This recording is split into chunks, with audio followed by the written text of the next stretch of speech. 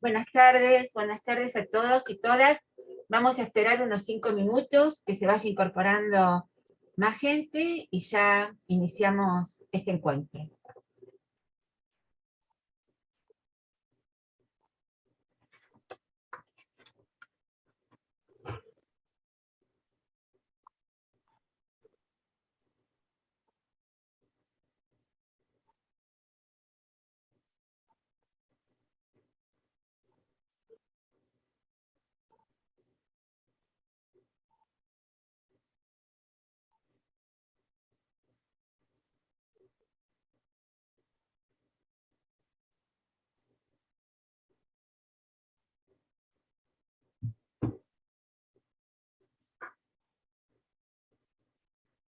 Sí, les voy a ir adelantando que una vez que terminen de hablar los invitados, los disertantes, las preguntas que vayan teniendo, que la hagan por chat, así nos vamos ordenando, ¿sí?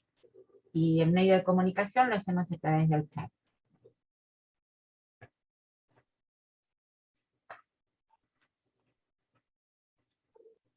Bueno, vamos a dar inicio a esta tercera charla organizada por Gama en el mes del Alzheimer.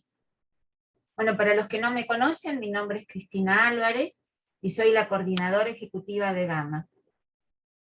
Muchos sabrán, ya lo hemos dicho, los que nos vienen siguiendo, otros que se suman hoy, que Gama es una organización sin fines de lucro que hace más de 30 años que venimos trabajando sobre las necesidades de las personas con demencia y la de su cuidador principal y su grupo familiar. Lo que buscamos es mejorar las condiciones de vida, tanto de quien padece la enfermedad como de quienes lo acompañan.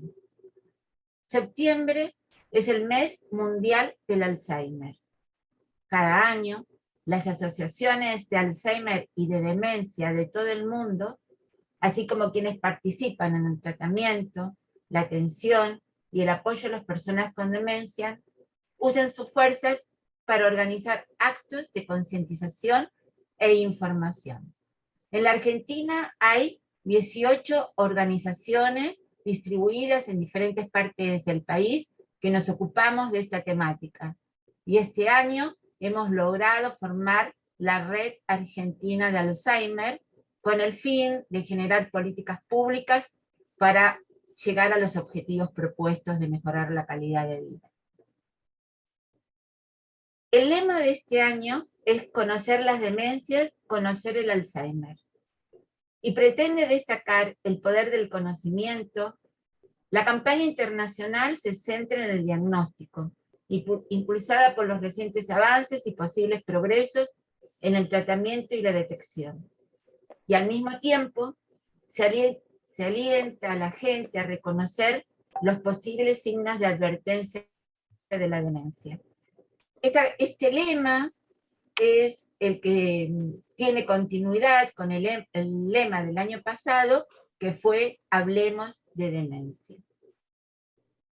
Bueno, como ya dije, Gama es una organización sin fines de lucro, y la verdad que la pandemia nos tuvo a maltraer como a todos ustedes. Por eso tuvimos que ver de qué forma llegábamos otra vez a la comunidad para que nos ayudara a sostener todo lo que durante estos 30 años venimos haciendo.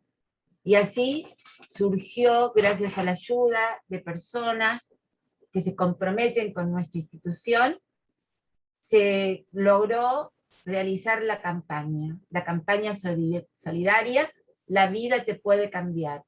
Salvemos a Gama. Vamos a compartir un resumen de la misma.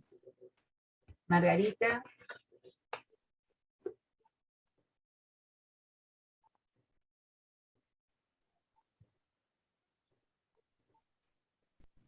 Mi mamá tiene Alzheimer y me cambió la vida. Es muy difícil poder comprender esta enfermedad. Mi mamá me cuidaba a mí de chiquita y ahora es al revés. Cuidaba ella también de mis hijos. Tengo que cuidarla, protegerla, comprarle su medicación. cambiarle los pañales cuando viene a mi casa. Algo positivo de todo esto es que hoy la puedo disfrutar de otra forma.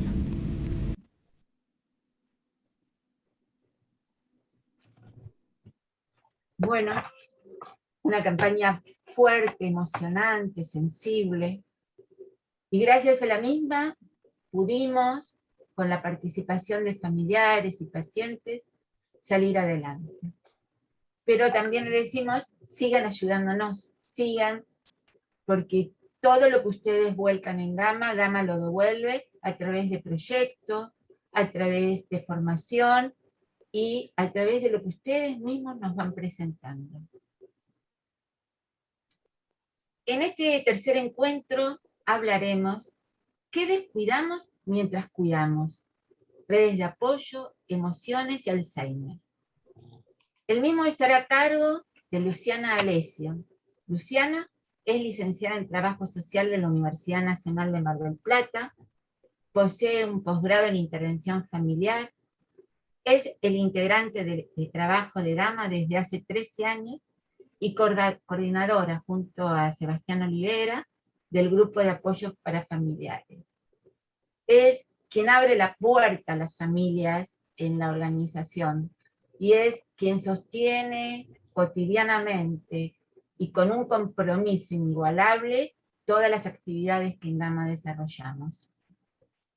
El licenciado Sebastián Olivera es licenciado en Psicología, también egresado de la Universidad Nacional de Mar del Plata, es profesor de grado y posgrado y investigador en temas como la neuropsicología y neurofisiología de la Universidad Nacional de Mar del Plata y la Universidad Atlántida Argentina. Fue el jefe del servicio de la Clínica Neuropsiquiátrica José Ingenieros en Quequén. Trabajó en el servicio de atención tercera edad del Hospital Privado de Comunidad y desde hace 15 años integra el equipo de Gama, realizando psicología clínica, evaluación neuropsicológica, y la coordinación de grupos de reflexión. Y también es nuestra oreja frente a las vicisitudes que tenemos que ir atravesando. También nos acompaña hoy Claudia Elizabeth Miralles. Claudia es socia voluntaria de Gama. Es a quien ustedes vieron en el video. Es hija de una persona que padece la enfermedad. Su mamá fue concurrente de nuestro centro de día y Claudia desde entonces participa del grupo de apoyo para familiares.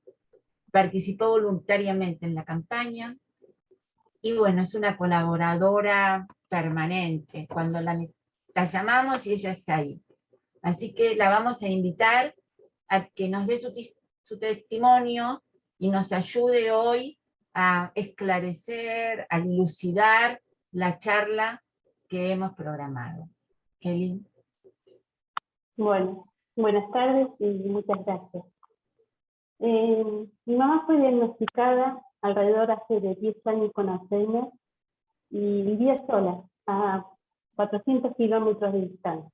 Los primeros años era independiente, se manejaba sola en todas sus actividades, pero con el tiempo necesitó a alguien que le manejara el dinero, que le pagara los servicios y demás.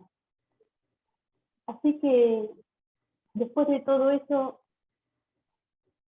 alguien necesitaba que le diera la medicación, así que buscamos una enfermera, porque ella tomaba la medicación mal, al estar solita, y también pusimos unas cámaras para que así yo la podía controlar a la distancia.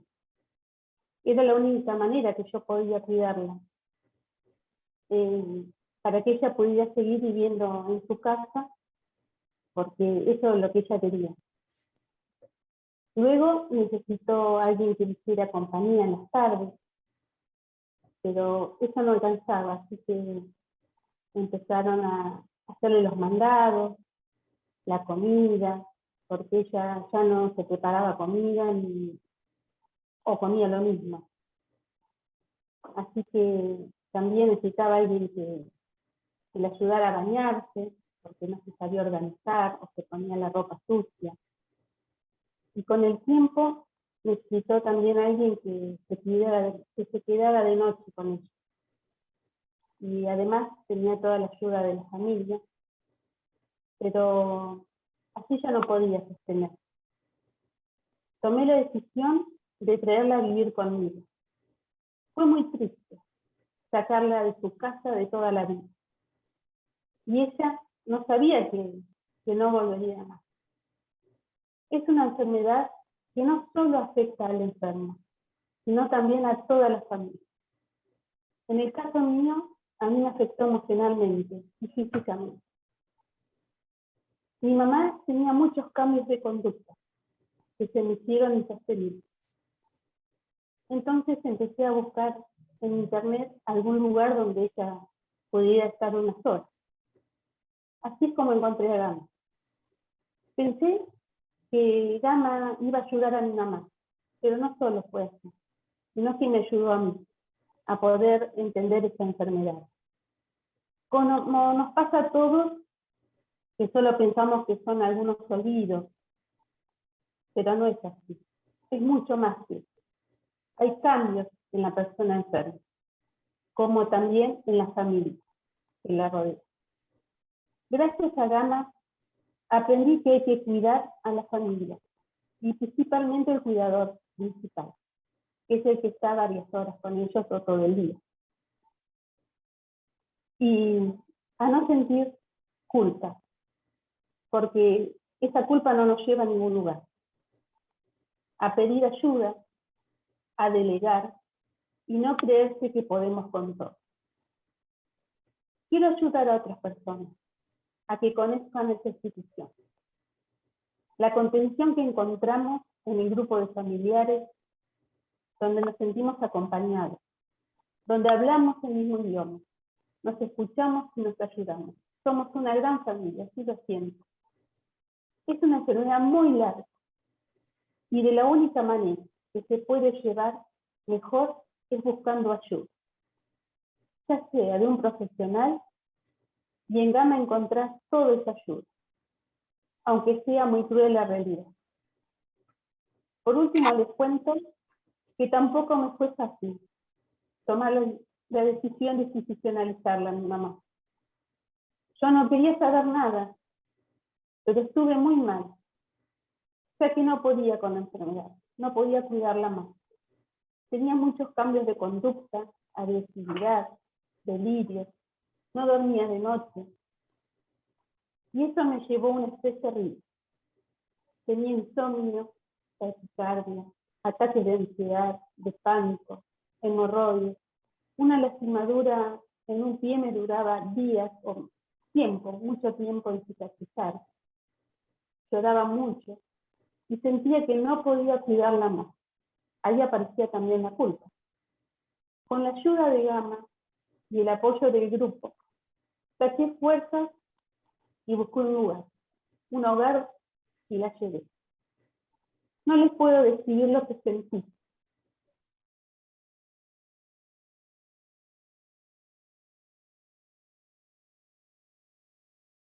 Pero está.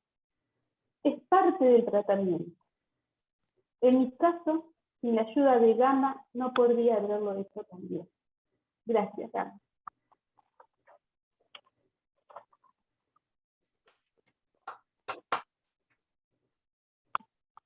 Bueno, gracias a vos, Eli. Ay, sigo. Gracias por el testimonio. Hay alguien que tiene un micrófono marca, ¿podremos silenciar? Ahí está. Bueno, me parece que el testimonio de Eli es como un gran resumen, ¿no? de todo lo que uno va viviendo con su familiar y de todo lo que uno como cuidador va viviendo en los distintos pasos de la enfermedad. Ella viene haciendo como un proceso desde un inicio hasta una etapa avanzada de la enfermedad, que es donde se encuentra hoy Ana María, la mamá de Eli. Me parece que ya está, todo lo que ella dijo, nosotros vamos a reforzar sobre un montón de esos conceptos que ella dio y de las cosas que habló, pero bueno, creo que fue como un gran resumen y que lo dice todo. Y lo dice todo desde el lugar de haberlo vivido, que aporta mucho más también que lo que podemos aportar nosotros como profesionales. Ahora voy a compartir la pantalla. segundito.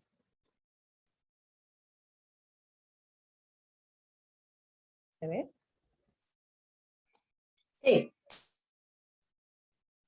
No puedo presentarla.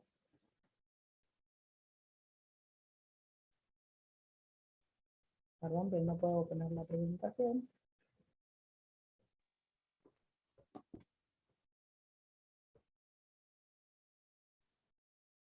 Bueno, Luciana, andate arriba, Sí. presentación con sí, pero no. la barrita de presentar no es lo que no me permite. Podés ir abajo, donde tenés el zoom, abajo a la derecha, tenés el botón de ahí cerca, un poquito más. El otro. Es el ya zoom, está. es presentación. Bueno, perdonen mis limitaciones No. en la tecnología.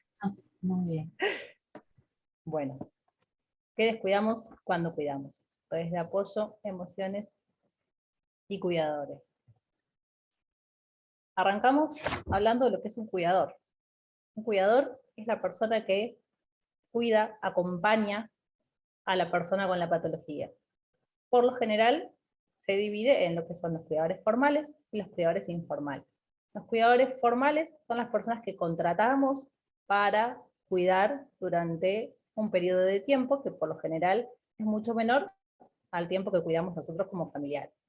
El cuidador familiar o informal es la persona que se hace cargo de esos cuidados y es la persona que pasa la mayor parte del tiempo desarrollando esa tarea de cuidar.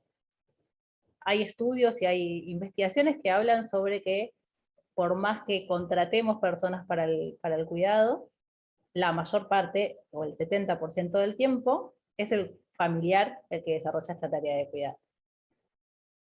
Y por lo general hay un tiempo menor en el que delegamos esas tareas a otras personas.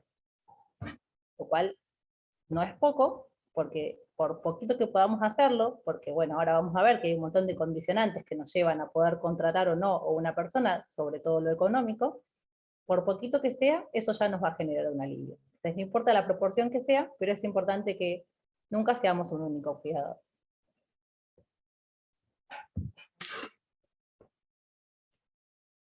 A la siguiente, que hablamos sobre lo que son las características de este rol de cuidador. La función en general se asume de forma espontánea. Por lo general pasa que, con la mayor parte de las veces, la persona que convive es la que empieza a cuidar y quedó ahí, digamos. Capaz que vive un hijo, una esposa, un esposo, un pariente, bueno, ese es el que asume el rol de cuidador.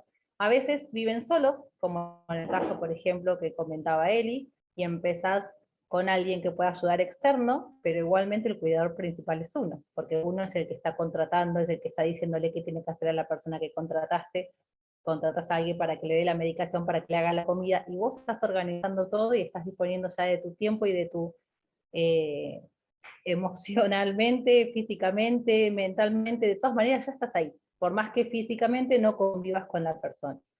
Entonces, siempre hay alguien que va asumiendo esa función de cuidar. Por lo general esa persona suelen ser mujeres, en la mayoría de los casos.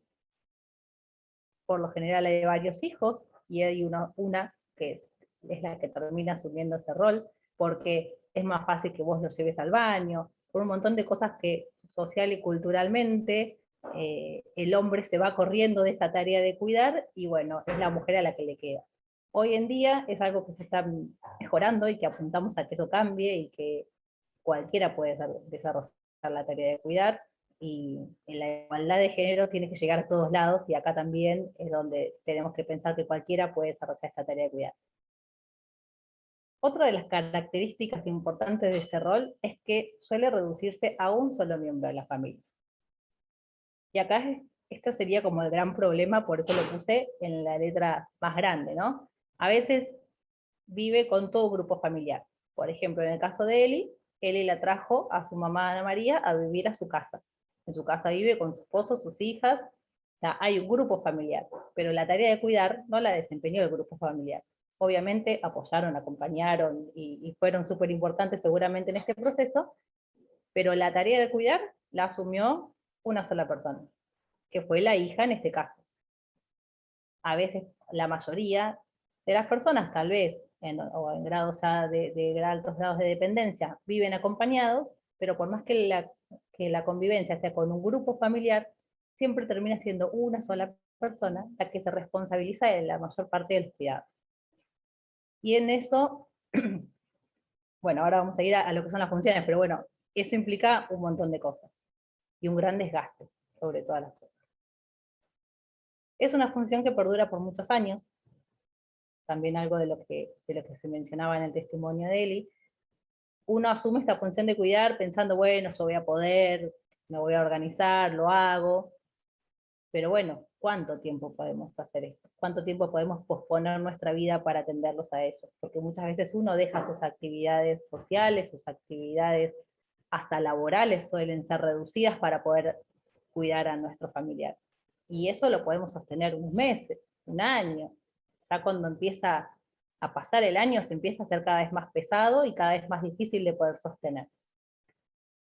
Y sabemos que es una enfermedad que dura muchos años. Entonces también es algo que tenemos que tener en cuenta cuando asumimos ese rol de cuidador, de que vamos a necesitar ayuda, porque va a ser mucho el tiempo que estemos cuidando.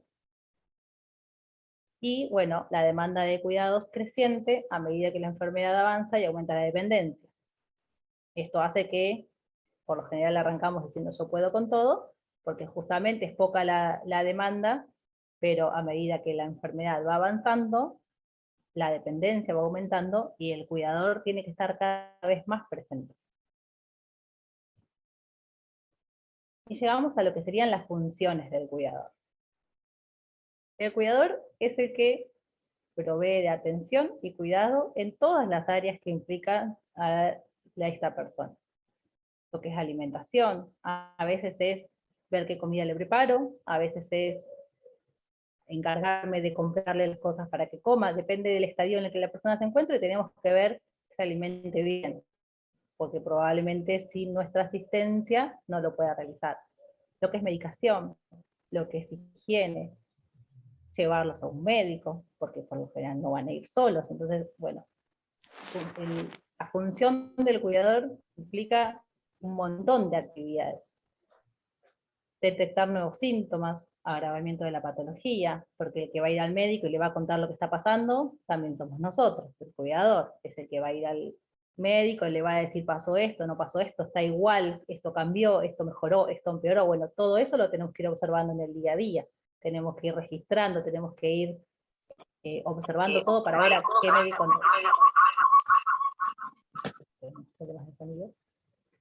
tenemos que ir observando todo porque somos nosotros los que vamos a transmitir esa información. Y eso es súper importante. Porque muchas veces pasa que como uno no se asume como cuidador, cree que alguien va a ir y le va a contar al médico todo lo que está pasando. Y es el cuidador principal, el que permanece más cantidad de horas, el que realmente sabe cómo está la persona, si hubo cambios, si mejoró, si empeoró, si se agravó la situación, si antes comía solo y ahora lo tengo que ayudar, si antes se tomaba la medicación y la dejó de tomar.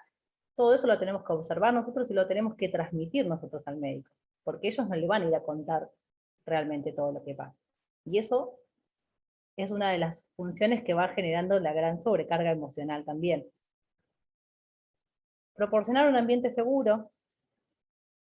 Tenemos que tener en cuenta que si dejamos la puerta abierta se puede ir, que si dejamos el gas o la olla en el fuego con algo y te fuiste al baño y fue y lo tocó, se puede quemar. Bueno, en eso tenés que estar también con todos los ojos abiertos y atentos todo el tiempo para proporcionar un ambiente seguro.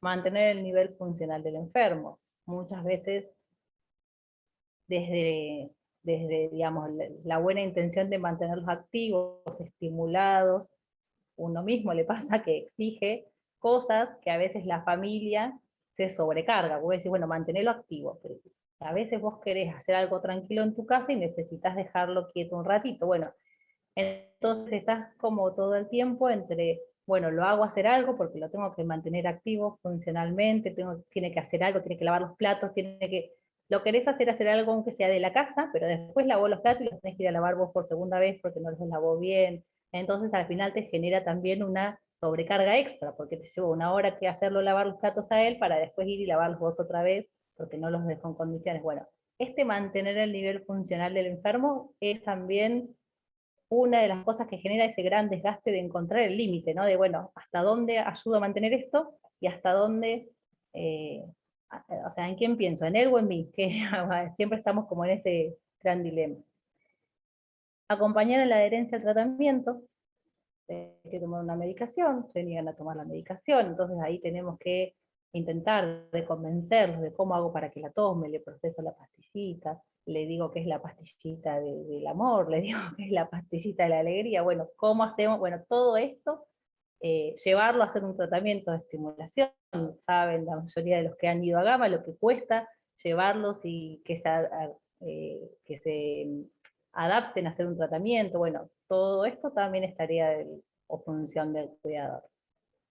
Todas estas múltiples actividades que realiza el cuidador, que además tiene su vida porque es una persona, interfieren en esta vida y no te dejan desempeñar tu vida normalmente, ni la de todo el grupo familiar. ¿Sí? Cuidar supone cambios, dice acá la platita. Supone cambios tanto en el cuidador como en la familia. ¿Sí? Que es un poco lo que también comentaba Eli, de todos los cambios que ella vivió desde lo físico, desde todas las dolencias y demás cosas que fueron apareciendo, que no solo le pasaba a ella, porque ella, perdón Eli que yo me meta por ahí a contar cosas que por ahí no contaste ahí, pero bueno, genera todo también un problema familiar, es decir, bueno, ¿hasta dónde cuido a ella y descuido a mi familia?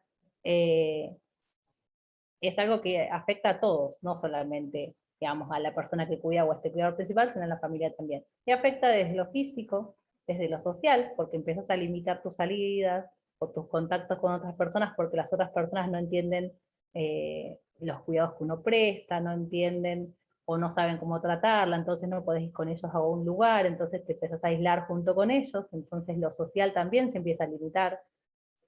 Lo económico, que a veces es una limitación y a veces no, pero la gran mayoría de las familias es un impacto importante también, porque todos los recursos de apoyo por lo general implican costos muy altos, entonces siempre está lo económico de por medio, lamentablemente. Bueno, y lo emocional, que eso vamos a dejar a Sebastián, pero ya lo venimos mencionando. Todo esto que veníamos diciendo que va impactando en esa familia, nos lleva a la gran necesidad de la búsqueda de ayuda. Una de las digamos, lo primero que deberíamos comenzar a hacer es distribuir actividades o funciones con otros familiares, siempre y cuando existan otros familiares, ¿no? A veces no es, bueno, te dicen, no, porque mi hermano no participa, no entiende. Bueno, a veces es que nosotros tenemos que pedir esa ayuda. O sea, no esperar a que vengan, a que salga de ellos el que vengan a pedir, a decir, me la llevo mamá si vos descansas. No, decirle, bueno, mira, necesito que te la lleves un día en la semana. Bueno, esto es algo que por lo general cuesta mucho, porque el otro no la va a cuidar como yo. Entonces, por lo general lo que hacemos es, bueno, la dejamos con nosotros. Total, la cuido un día más, él no viene a buscarla. Bueno, es importante delegar actividades, distribuir actividades, decirle, bueno, encárgate de comprar los medicamentos, si no la va a cuidar, que haya un familiar que se dedique a tareas administrativas como la compra de la búsqueda de recetas, la compra de los medicamentos, sacarle el turno con el médico, bueno, algo tenemos que poder delegar y darles funciones a los otros familiares. Y en lo posible hacerlos participar lo más que se pueda. Asesoramiento profesional, que ahí voy a mencionar a Gama, buscar ayuda en profesionales que nos puedan orientar, que nos puedan contar qué recursos están a disposición. Cada persona, según la obra social que tiene, va a tener diferentes recursos. Hay cosas que por ahí son costosas económicamente, como decía antes, y hay otras que por ahí podemos tener una cobertura desde la obra social. Entonces, bueno, asesorarnos, interiorizarnos en la situación, aprender, preguntar, averiguar, porque cuantas más sepamos, más recursos vamos a tener a nuestro alcance. Apoyos externos, que son lo que serían asistentes domiciliarios o cuidadores, acompañantes terapéuticos, los centros de día y las residencias de larga estadía, que no me voy a meter en todo eso ahora, pero bueno, por mencionar algunos de estos apoyos habituales. Y lo que me voy a centrar es en el grupo de apoyo, que es lo que por ahí también Eli mencionaba como lo que, digamos, le resultó también de gran ayuda.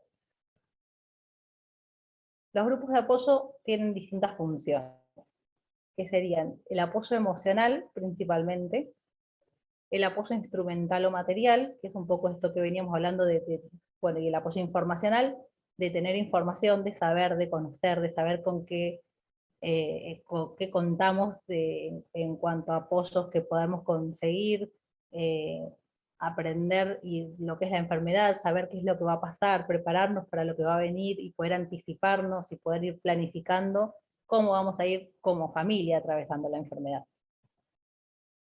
Y lo que son los objetivos: reducir la ansiedad y el estrés, construir redes, promover sentimientos de control, mejorar estrategias de afrontamiento, mejorar relación enfermo-cuidador. Yo creo que el grupo, por lo menos el grupo que tenemos en Gama, como dijo Eli, son ya como una familia. Más allá del grupo que coordinamos nosotros, el grupo que armaron, digamos, en paralelo, digamos, de WhatsApp y el intercambio diario que hay, el apoyo que hay, el no sentirse solos en una situación, porque una vez le parece que esto me está pasando a mí solo, y entrar en un grupo y compartir en el grupo lo que a uno le pasa, ayuda a que uno se sienta acompañado, o sea, decir, no me pasa a mí solo, o sea, y ese acompañamiento ayuda a poder sobrellevar mejor todo esto.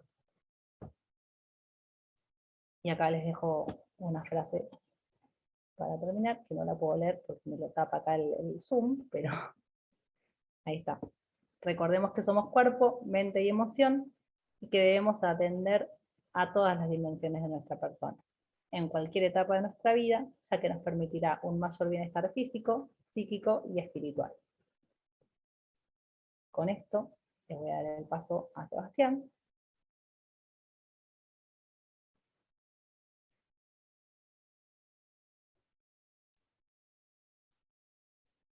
Excelente. Muy bien. Me acordaba de una charla con respecto a el efecto Zoom, que decían, ¿no? A los 15 minutos ya estamos con el celular vagando por ahí. Así que demos un poquito de espacio a contestar los mensajes. Bueno, paso a compartir pantalla y también a hacer un breve resumen de lo que comentaban tanto Eli como Luciana. Trataré de agregar algo medianamente útil a lo que ya comentaron con elocuencia Eli y con esperada profesionalidad Luciana.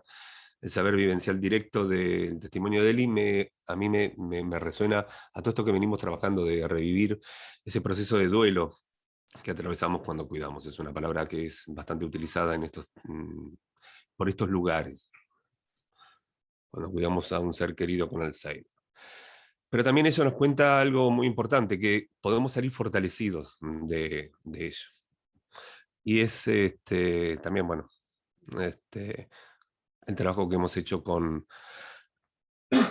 disculpen la alergia, el trabajo que hacemos con Luciana de hace tiempo, que casi siempre hemos estado bastante de acuerdo en términos generales con respecto al encuadre y la direccionalidad de los grupos, como también a ciertos vértices específicos de cómo entender las demencias. Y eso es una asombrosa naturalidad que se da muy pocas veces. Bien. Vamos a empezar por este lado. Está viendo si había preguntas. Esto es más o menos el cuadro de situación en el que nos encontramos. Y como hemos venido viendo, por lo que contaba Eli y Luciana, el proceso de cuidado es un cuidado es complejo por las variables que lo intervienen, en el mismo y también por donde ocurre. Entonces es importante contextualizar. Cuidamos en el marco de una sociedad como la occidental, que es poco amigable con el adulto mayor, la enfermedad y el Alzheimer en particular.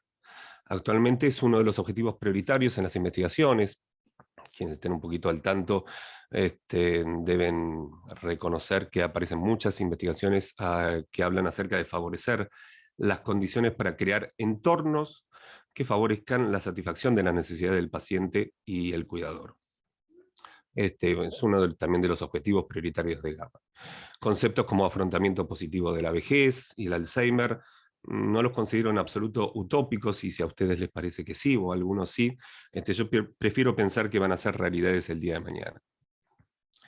Pero cuidar en una sociedad como la actual, independientemente de las contingencias, digamos, pandémicas, que han traído más perjuicios que beneficios, que esta sociedad actual occidental, ¿no?, que impone un modelo hiperindividualista, alienante del humano, excluyente en lo social, va en contra de lo que somos como especie, de lo que es la criatura humana. Y esto me parece importante tal vez hacer esta pequeña aclaración. Somos una especie que se adaptó exitosamente en el proceso evolutivo, en parte gracias a una economía mixta de caza y recolección, en función de la división de trabajos del clan, ¿no?, o de la tribu. Y esto fue posible gracias a mecanismos de cooperación y a la emergencia de funciones cerebrales que nos permitieran entender al otro en lo que piensa y en lo que siente. Es decir, somos una especie que está destinada a trabajar solidaria y cooperativamente y a entender los unos a los otros. Nuestro cerebro no cambió en 200.000 años, pero lo que sí cambió, nuestras costumbres tampoco, cambiaron bastante poco.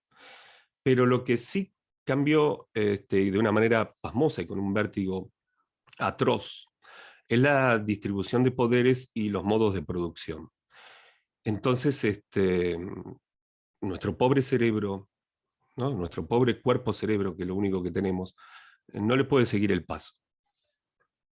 Tenemos, es decir, cerebros viejos evolutivamente para problemas sociales nuevos. Entonces, cuidar junto con otros, en comunidad y en cooperación, es algo que nuestro cerebro, nuestro viejo cerebro, recuerda y sabe hacer, pero lo aleja en sus propósitos estos valores tan poco generosos con lo humano. Algo que hablaba un poco Luciana con respecto a lo económico, lo social, a veces lo familiar. Ahora, en el proceso de cuidado, más a un nivel más micro, este ocurre en un entorno definido por la historia personal del cuidador, de la persona enferma y de la familia. Las interrelaciones que vayan teniendo estos tres grandes vectores y sus desarrollos internos, lo que pueden ver escrito aquí, si es que pueden visualizarlo de acuerdo al entorno físico que estén viendo la charla, van a perjudicar o beneficiar el proceso. Pueden ser el más o el menos. Lo que vamos a poner el acento es en el cuidador. Y acá quiero transmitirle en el poquito tiempo de encuentro que nos queda, 2 o 3 humildes ideas, que un poco lo decía Eli también, obviamente Luciana. Cada cuidador es único y cada situación es singular. Esto nos tiene que ser totalmente claro. Pero todas son universales. Todo lo que les está sucediendo a ustedes, a cada uno de ustedes que están cuidando a un ser querido con demencia, es totalmente diferente, disímil, distinto a lo que angustia al vecino que está haciendo la misma tarea. Pero ese vecino es el único que los va a entender a la perfección a la hora de hablar. Por eso es que en el grupo de apoyo nos encontramos a veces con muchísimas diferencias, pero realmente es el espacio adecuado para, como contaba Luciana, el espacio adecuado para entendernos. Así que no se desilusionen si no se ven reflejados en lo que les voy a ir comentando. En última instancia es mi escasa virtud para comunicar lo que no sabo, ¿sí? Bueno, pasemos a hablar sobre estos aspectos que obran como balanza, en tanto que resueltos resultan un beneficio y en tanto incompletos en su desarrollo se va a la impronta del impedimento, ¿no? Empecemos por esto primero que vemos aquí, ¿no?, el trastorno de conducta y los déficits de manejo. Es decir, algo que comentaba Cristina al principio. Tenemos que conocer para actuar. Si no conocemos acerca de las demencias, si no sabemos a qué nos enfrentamos, tal vez estamos atribuyendo erróneamente una conducta normal a un síntoma y viceversa. ¿Sí? Si tenemos mejores conocimientos, podemos mejorar nuestra relación con la parte enferma de nuestro ser querido. ¿Mm? Porque no todo es Alzheimer en la vida de nuestro ser querido y la nuestra. Debemos comenzar a ver otros aspectos también. Tiene una parte que no se pierde nunca y que tenemos que saber también relacionarnos con ella, y sigue siendo la misma, nos guste o no nos guste, para bien o para mal. Un cuidador que conoce es un cuidador que desconoce, perdón, es un cuidador que se va a estresar más fácilmente. Este va a ser un concepto clave. Es un cuidador que se comunica con lo que a mí me gusta llamar habla patrón. Otros le llaman habla o comunicación infantil. Es decir, transmiten mensajes de dependencia. Y muchos me dirán si con la cara o no, pero no los veo mucho igual, ¿eh? Veo 4 nada más. El no podés, el déjame a mí, el te acordás o no te acordás, donde solo ponemos el acento en lo que el otro se equivoca, en este afán de controlarlo todo. Es un cuidador que se comunica con mayor grado de irritabilidad y enojo, o al contrario lo trata con un particular afecto parecido a la lástima. Esto lleva a una espiral, y esto es lo que vamos a ver a lo largo de lo que yo quiero comentarles. Una espiral donde la persona enferma lo que va a asumir en el peor de los casos es una posición de competencia o de aislamiento, pero no de colaboración. Si vamos con esta actitud, de habla patrón, de irritabilidad, de enojo, de querer manejar al otro. Recuerden esto, hay muchos círculos virtuosos del caos, me suelo decir en el grupo, en la relación con nuestro cuidando. El segundo punto es pensamientos desadaptativos. Es decir, nosotros vamos al cuidado con un sistema de creencias individual y colectivo. La perspectiva, los lentes a través de los cuales vemos el cuidado. Por ejemplo, conceptos colectivos como familismo. Es decir, es un valor fundante en nuestra sociedad. La familia es la que cuida. Esto puede llevar a creencias de obligación particularmente negativas y percibir que si el resto de la familia no apoya, va a representar una frustración agregada.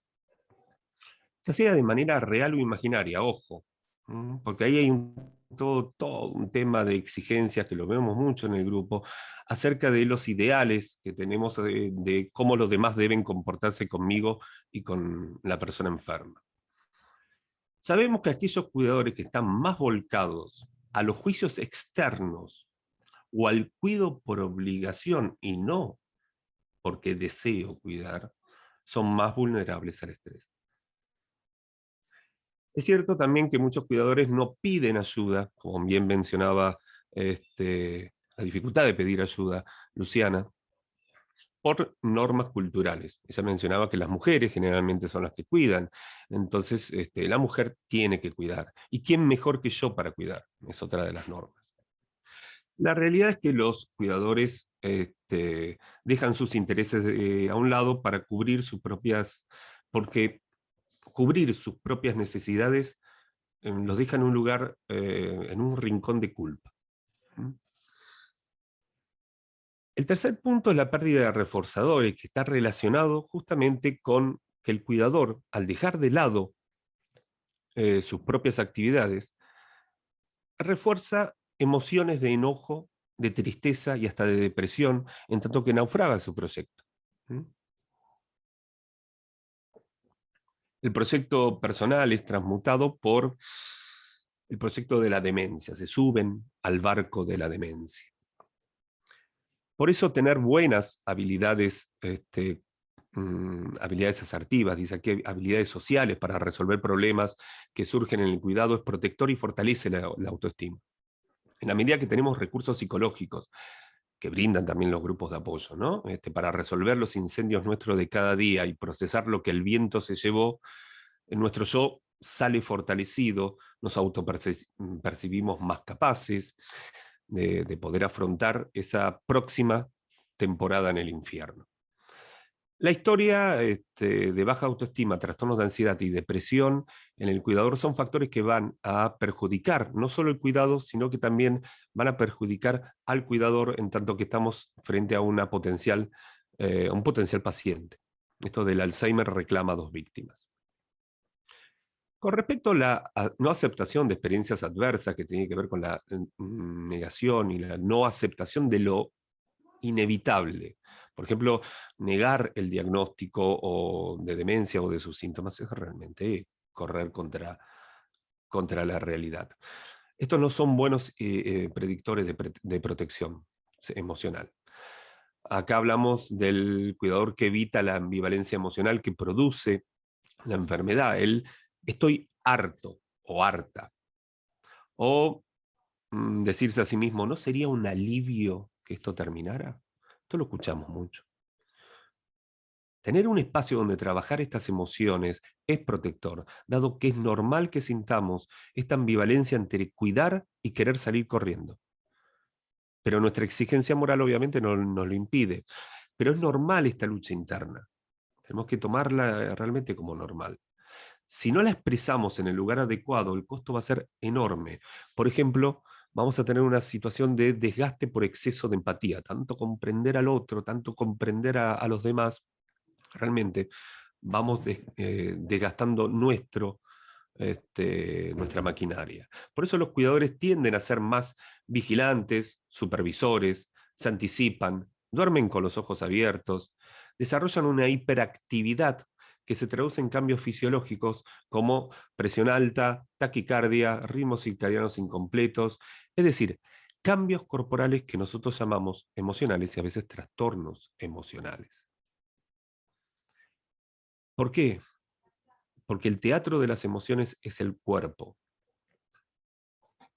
Yo no podría entender la tristeza, no podría entender el miedo, no podría entender el enojo si no fuera por la taquicardia, la piloerección, la sudoración de las manos, la contracción de las pupilas, la ruburación de las mejillas, etcétera, etcétera, etcétera. Yo no podría comprender el miedo y el enojo sin esos cambios que se manifiestan en el cuerpo. Tiene un impacto corporal directo. Nuestro cuerpo es emocional, somos seres emocionales. Lo podemos ver en esta filmina, por ejemplo, del enojo. Si se produce de manera crónica, caemos en el famoso síndrome del cuidador, esta emoción que se expresa en el cuerpo, y creo que no hay emociones positivas y negativas, son todas en última instancia positivas. Tenemos que entender qué son las emociones. Lo que puede haber son emociones agradables o desagradables, pero todas ellas fueron diseñadas por el cincel de la evolución como respuestas inteligentes para entender al mundo y que los demás nos comprendan. Son mensajes que nos damos a nosotros mismos y a los demás. En vez de silenciarlas con alquimia, ¿no?, con medicación, o evitarlas, es necesario escucharlas, porque nos están hablando acerca del camino que estamos llevando adelante. Tiene una sabiduría ancestral, porque están ahí para asegurar nuestra supervivencia. Es un sistema cerebral y endocrino que está dispuesto a sostener la especie. Esto que les digo, primero fuimos seres motores y emocionales. La inteligencia apareció mucho más tarde y no es tan importante, esto de la razón. Está sobreestimada, me parece. Pero es necesario recuperar o comenzar a reconocer esos lugares de escucha de la emoción para poder, entonces sí, tener buenas reflexiones. No olvidemos que muchas de las alteraciones conductuales, y este es uno de los puntos importantes de nuestros seres queridos, son multicausales. Eso lo habían visto en la charla con el doctor Bolognesi. Pero una de las principales causas suelen ser nuestras mismas reacciones emocionales. Esta espiral que hablo. Nosotros participamos de los trastornos de conducta que tiene nuestro ser querido. Pero ¿qué sucede en el distrés? Esa activación fisiológica que es el estrés, mejor dicho, es una activación fisiológica que es necesaria para solucionar los incendios nuestros de cada día, como les decía. nuestra memoria a corto plazo se inunda de pensamientos en el estrés. Entonces, ¿qué tiene en la cabeza un cuidador? Tiene temores. Si no conoce, no sabe a qué se enfrenta, mayor grado de temor. Tiene ocupaciones y preocupaciones. Sostiene, digamos, se le llena el vaso de la memoria a corto plazo y de la conciencia. Tiene un radar de síntomas imposibles. Busca y busca y busca a ver que si el dedo gordo se mueve para el lado derecho, o si el dedo chiquito está encarnado, etc. Tiene un almacén de recuerdos por dos. Tiene que recordar por dos. Tiene que vivir por dos. Tiene un detector de olvidos. Te olvidaste de esto, te olvidaste de lo otro, porque obviamente cuidando en soledad tiene que tener un contador de turnos, de horarios, de lugares, de pastillas, de dónde dejaste la llave, de dónde está el dinero, etcétera, etcétera. También tiene las opiniones de los demás en su cabeza. Esto de estar volcado al juicio del otro. Tiene una chistera, un conejo en la chistera. Siempre tenemos que estar solucionando esto que digo, incendios, y realmente tenemos que ser sumamente creativos para poder resolver. Y por supuesto, tenemos que tener paciencia, entender que la paciencia es un recurso no renovable fácilmente. Pero volvamos a la situación blanco. Hablemos de las reacciones del cuidador, que las tenemos hacia la izquierda, del cuidado, perdón, nuestro familiar, y del cuidador, que las tenemos a la derecha. ¿Sí? Lo que tenemos ante los primeros olvidos, cómo reacciona uno y la otra. Veamos lo que habitualmente hacemos. Ante los primeros olvidos, lo que generalmente hablamos, este habla patrón que yo les digo. Le decimos, ¿no te acordás de? Ya empezamos la conversación de esta manera, ya lo colocamos en ese lugar de no se olvida, de que se olvida, en ese lugar de dependencia. Cuando hablamos de que está demandante, podemos tolerar al principio, pero de la tolerancia al fastidio hay un solo paso. ¿Sí? Pero el estar demandante, esto que nos persiguen por la casa, por todos lados, tiene una causa también ambiental. Si yo estoy aburrido, siempre estoy siguiendo a mi mujer y preguntándole, ¿qué hacemos de comida? ¿Qué vamos a comer? ¿Para dónde vamos? Por lo cual mi mujer agarra el auto, se va a dar una vuelta, me quedo yo solo en casa, etc. Es decir, si yo, al estar aburrido, ya soy demandante y teóricamente todavía no tengo deterioro, espero que el vascular debutar lo más tarde posible, pero ¿por qué no lo va a tener nuestro ser querido que tiene una demencia? El diagnóstico que lo incluí acá, pero no es una reacción que tenga nuestro ser querido, sino que es una situación. Pasamos por los clásicos pasos del duelo: negación, enojo, tristeza y luego la aceptación. Hablaba me salté el cuestiona todo. Cuestiona él, no voy a gama, no quiero tomar la medicación, no quiero hacer los ejercicios, no quiero ir al kinesiólogo, vos te llevas mis cosas, no me dejas manejar. ¿Qué hacemos generalmente? Razonamos. Y generalmente no razonamos de una manera adecuada. Y esto me parece importante. Uno debiera razonar validando a la otra persona. Pero muchas veces no tenemos el tiempo suficiente, ni tampoco la posibilidad de hacerlo. Cuando nuestro ser querido esté irritable, también toleramos o entramos en una posición de competir. A ver quién es el que tiene más plumas para ser cacique de esta casa. ¿Sí? Y esto empieza a ser nuevamente lo que yo les comentaba de un circuito virtuoso de caos. Si nos ponemos en esta situación, es probable que terminemos en una situación de agresividad. Y una persona que está agresiva es una persona que tiene miedo, y nuestra respuesta es la de miedo, o la de agotamiento, o la de pedir ayuda, obviamente, a psiquiatría. La agresividad en realidad es un síntoma emergente de una situación que el paciente lee como injusta, y esto es lo que tenemos que entender.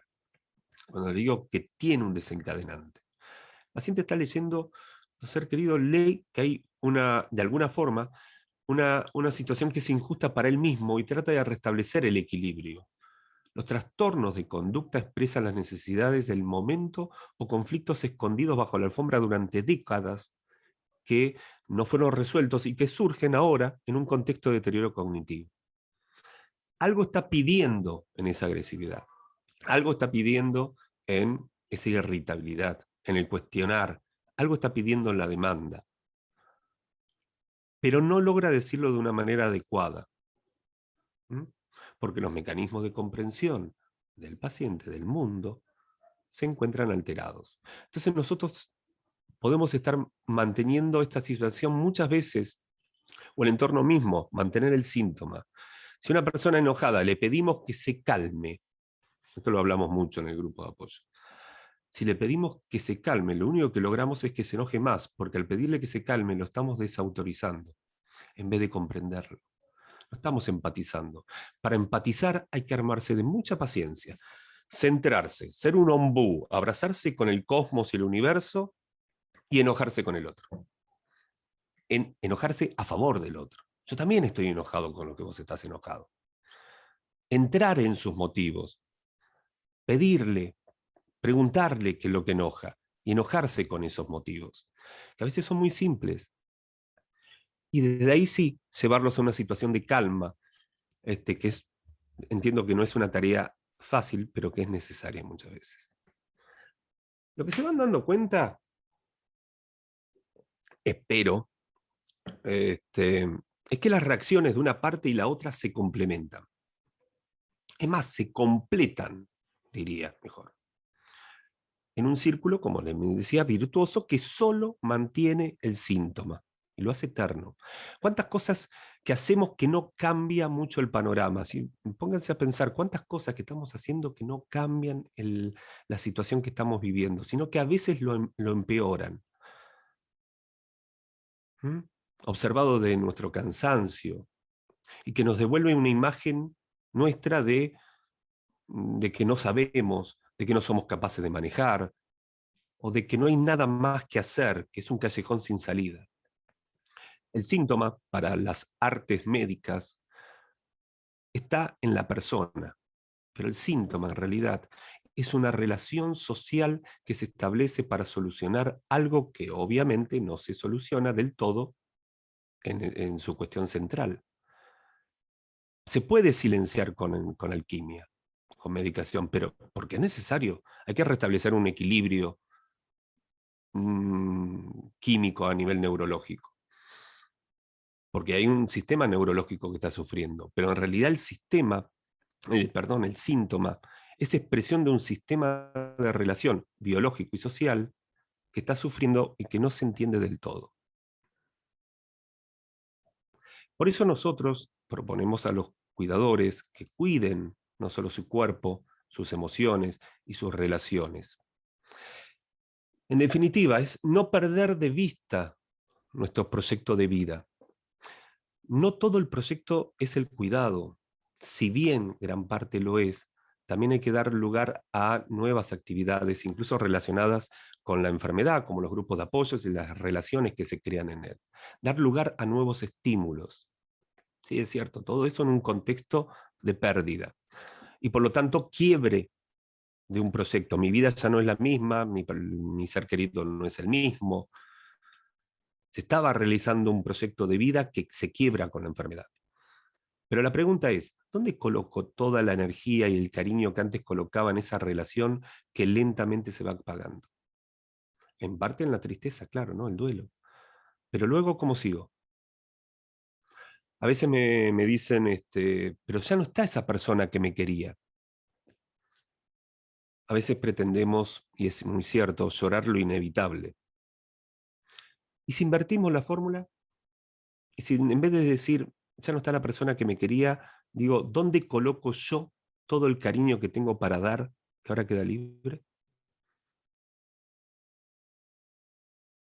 sería una opción, otra perspectiva de verlo. ¿Mm? Mantener nuestro propio proyecto, nuestras actividades de disfrute y salud, o retomarlas o iniciarlas si nunca las iniciamos, es una salida hacia una mejor calidad de vida para todos. La siguiente diapositiva, y para ir cerrando, a mí me parece muy importante porque es la portada de entre muchas investigaciones serias que muestran al menos dos cosas. Una que, si está en inglés, lo que dice es vivir positivamente con demencia. Ustedes dirán, ¿vivir positivamente la demencia? Hay otro artículo que se llama ¿y la felicidad dónde está en la demencia? Y buscar, ¿no?, esos aspectos. Yo creo que muestra dos cosas. Primero, que todas las investigaciones, intervenciones médicas y de equipos profesionales ponen el acento en lo negativo y el pronóstico de deterioro irremediable de la demencia. Es verdad, en parte. Pero no es toda la verdad.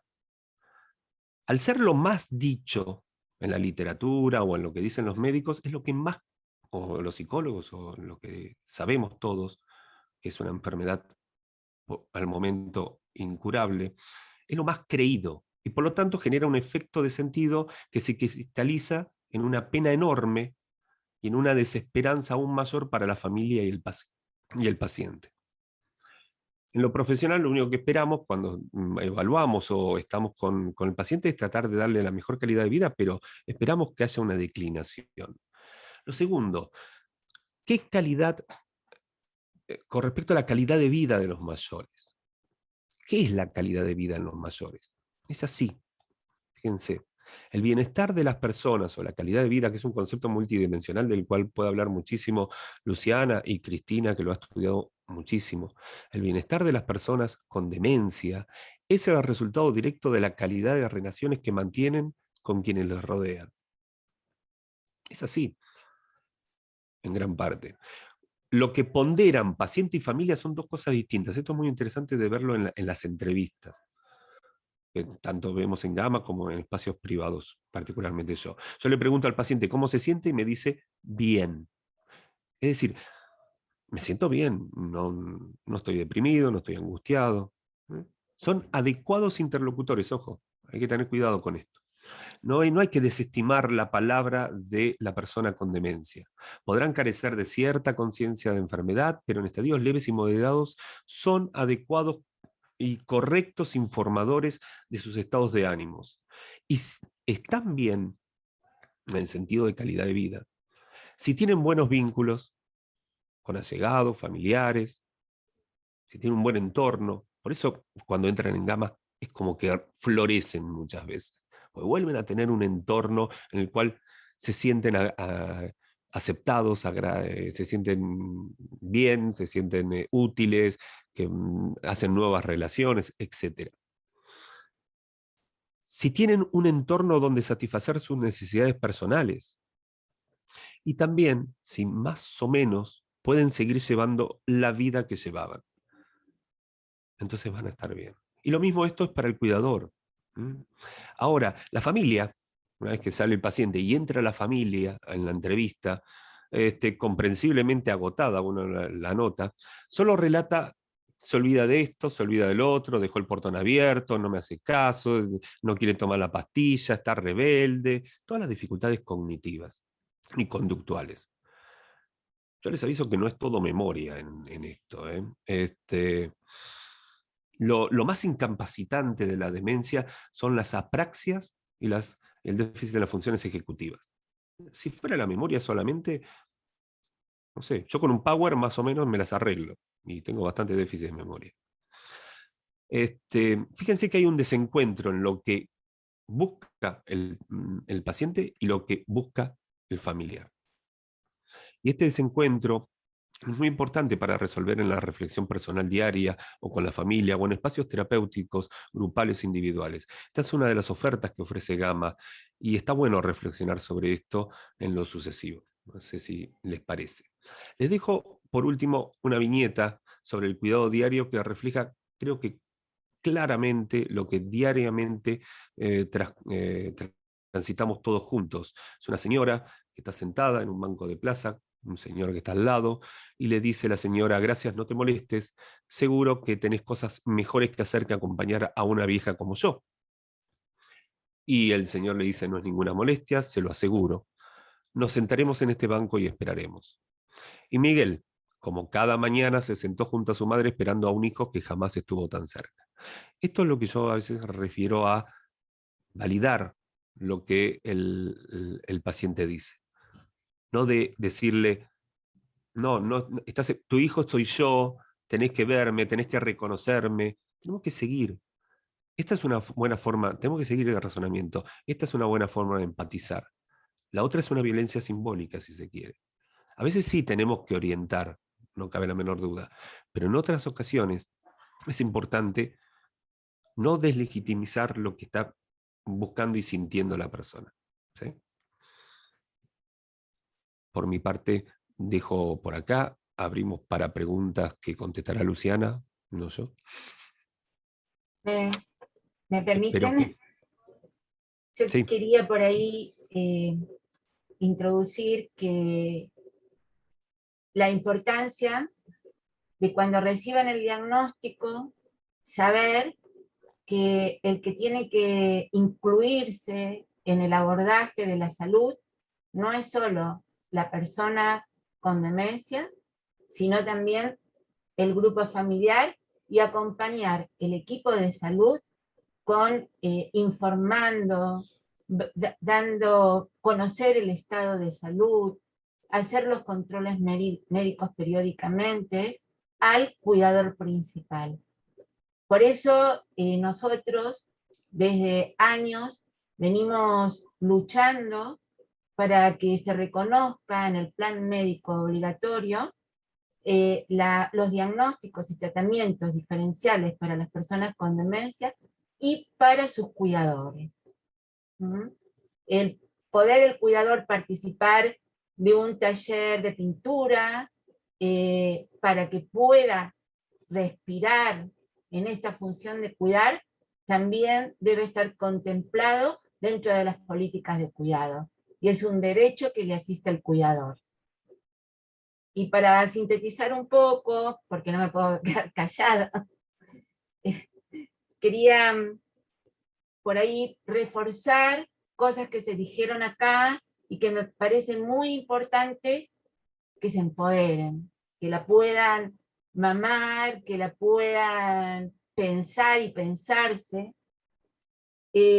Los grupos de apoyo o los soportes, acompañantes terapéuticos, cuidadores domiciliarios, los que ustedes vayan seleccionando de acuerdo a las posibilidades y a las características de cada uno, ayudan a pensarse a sí mismo, ayudan a que uno pueda reconocer sus propios límites y saber que estos límites son válidos.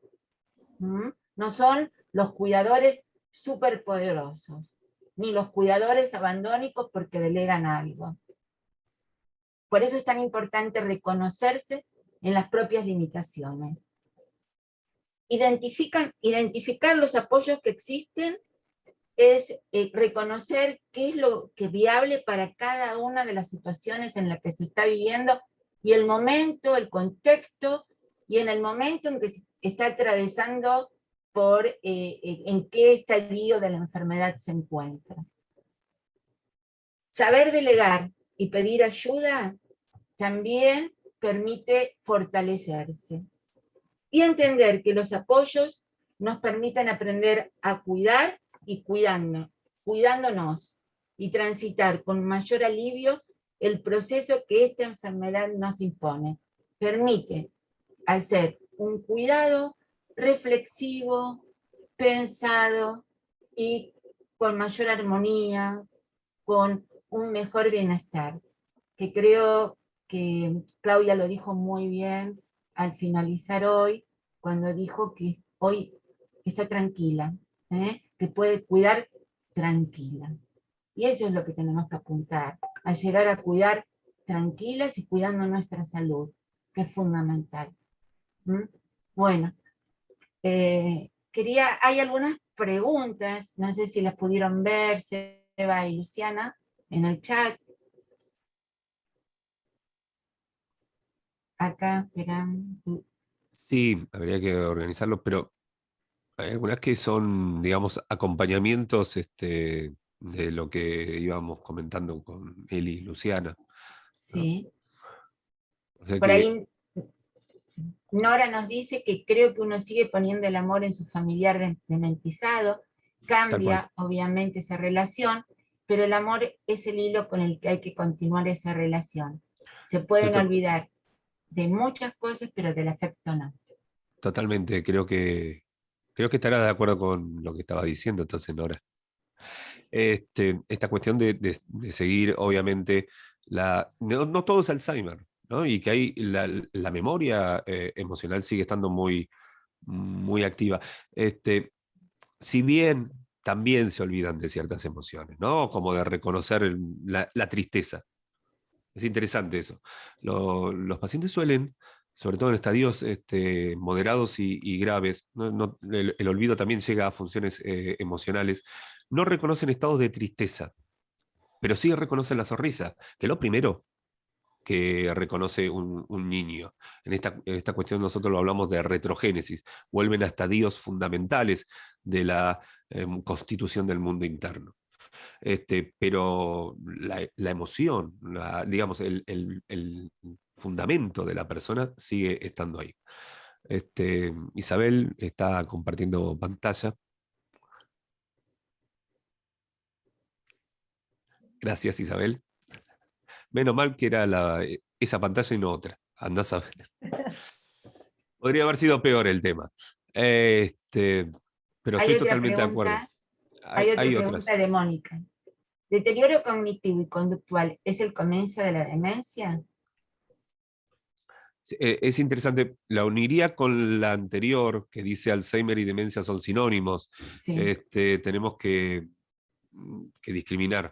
El Alzheimer es una de las tantas enfermedades que lleva a la demencia. La demencia es un síndrome que se apoya en una triada de deterioro cognitivo, deterioro conductual, con afectación de las actividades de la vida diaria. Es decir, la persona no funciona de la misma manera en tanto que tiene ese deterioro cognitivo.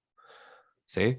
Si yo tengo un problema de memoria, pero con la agenda más o menos voy, digamos, no impacta en mi vida diaria. Toda patología es patología en tanto impacta en la vida diaria. Yo soy fóbico a las arañas, no tengo ningún problema, porque veo una o dos, llamo a mi mujer y mi mujer la mata. Listo. Mientras esté mi mujer cerca, Cintia está por ahí, mata las arañas y yo ya estoy salvado. Ahora, si vivo en Misiones, tengo una fobia. claro. No puedo salir a ningún lado. Eso es lo que determina el impacto en la actividad social, laboral y familiar de la persona.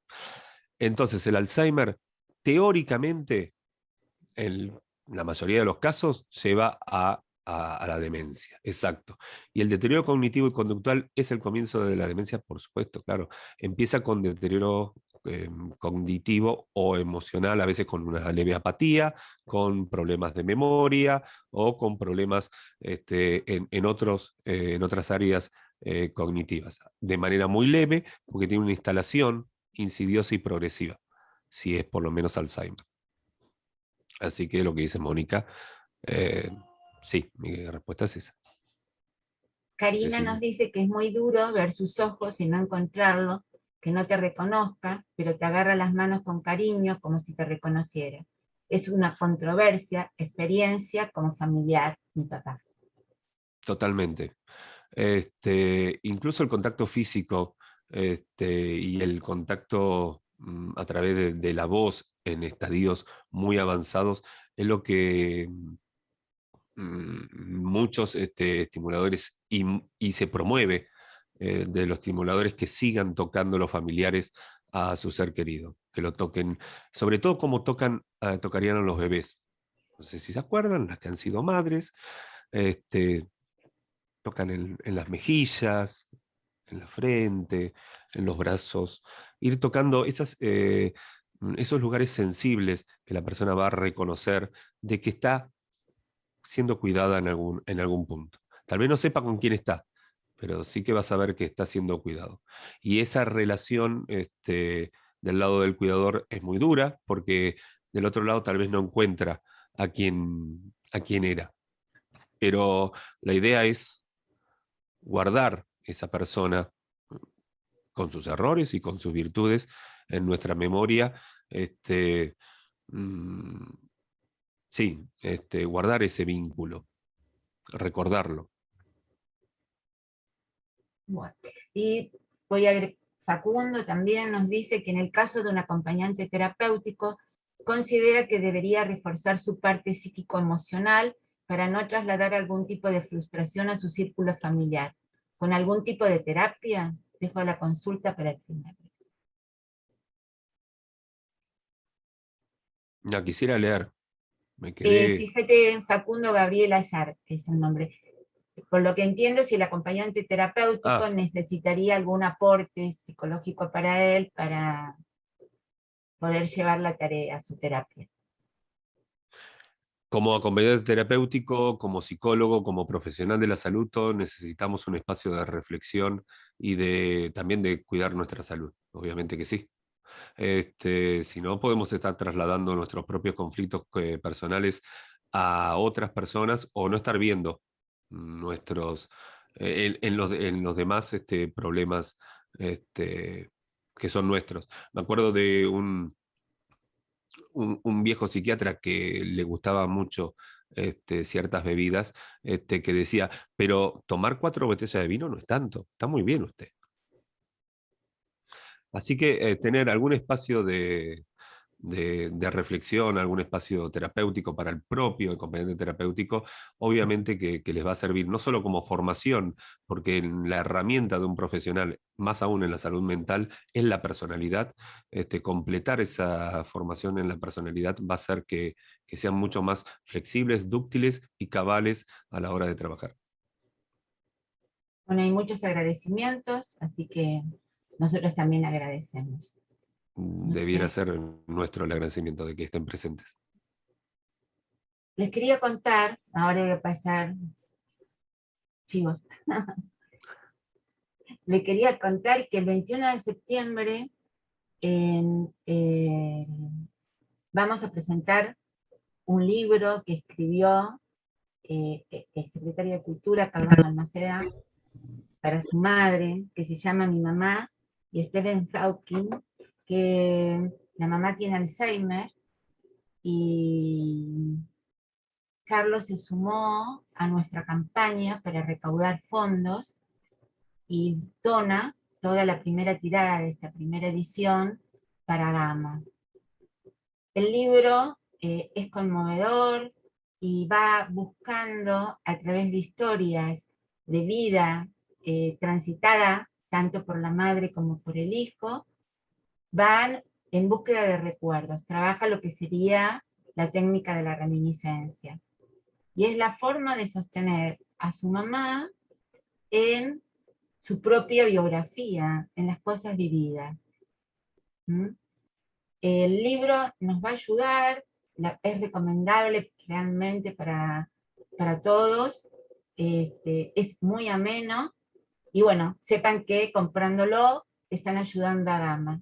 Ya pueden encargarlo porque es una edición limitada, y agradecemos también a la editorial, a la Fundación de la Universidad de Mar del Plata, que ha donado el trabajo editorial. Así que es realmente una gran ayuda para familiares, para que quieran seguir a Balmaceda, que es un gran contador de historias, y de esta forma nos están ayudando. Entonces, vamos a hacer la presentación, se realizará en el Centro Cultural Estación Sur a las 18 horas. Y quienes deseen separar un libro, pueden hacerlo comunicándose con nosotros en Gama, llamándonos por teléfono, ya estamos sacando la preventa. Después le queremos decir que el día 22 de septiembre se realiza el segundo encuentro del ciclo de charlas virtuales con la Asociación de Profesores de Educación Física, que hablan sobre el aporte de la educación física en la estimulación cognitiva de personas mayores. La próxima charla se titula Las capacidades condicionantes en el trabajo con personas mayores y con dificultades cognitivas, la fuerza y la resistencia, actividades y sugerencias. Y el 24 de septiembre a las 18 horas tendremos el cuarto y último encuentro de este ciclo de charlas con profesionales de Gama por el mes de Alzheimer. El mismo se titula Estimulación Integral, así que súmense a nuestras actividades, que para nosotros es un gusto contar con ustedes. Así que bueno, muchas gracias siempre por estar, por acompañarnos. Los esperamos el 21 en el paseo, y ahí nos abrazaremos simbólicamente, pero sepan que siempre estamos con ustedes y ustedes con nosotros. Nosotros lo sentimos. Hay algunas preguntas Sí, dale. sobre cómo inscribirnos, todo eso, cómo se inscriben, dice Cariana. Las inscripciones van a salir por Facebook, si no también en la página de Gama, Grupo Gama MDP, @gmail es el correo, o llamando a Gama 495-8652. Y también Graciela Domínguez se preguntaba si hay algún link para el libro. No sé si eso fue contestado. Sí, pongo el link de Gama, Grupo Gama.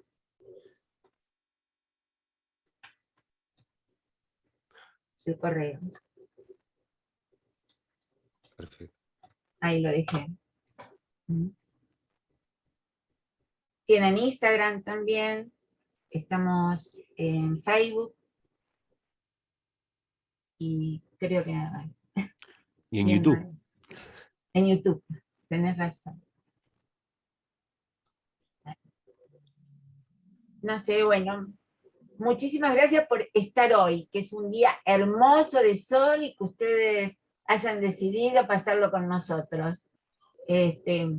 Así que se lo agradecemos mucho. Y esperemos haber sido de utilidad.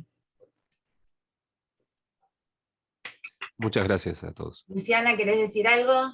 Gracias a todos por sumarse con este bello día y compartir. Gracias, este ratito de la Claudia. tarde. Muchas gracias. Gracias a ustedes como siempre. Gracias por estar siempre. Gracias. Bueno, a disfrutar del sábado.